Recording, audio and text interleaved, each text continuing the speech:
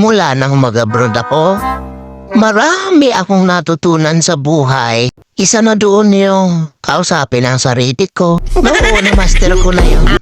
Sumasagot na nga eh. Abroad. Masarap pakinggan para sa iba.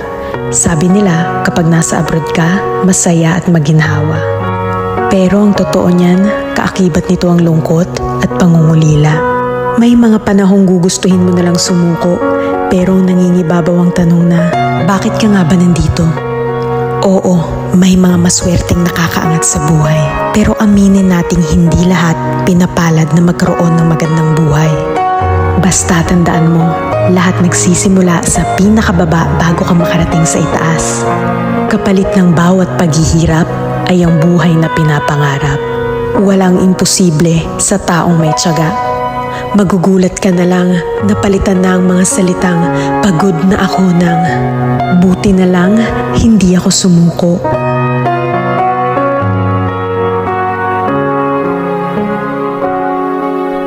There's a danger in loving somebody too much, and it's sad when you know it's your heart you can trust. There's a reason why people don't stay where they are.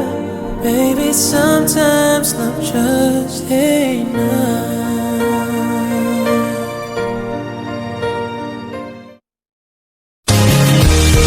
Oh, binibining ikaw ang napili, hahanapin bawat sandali.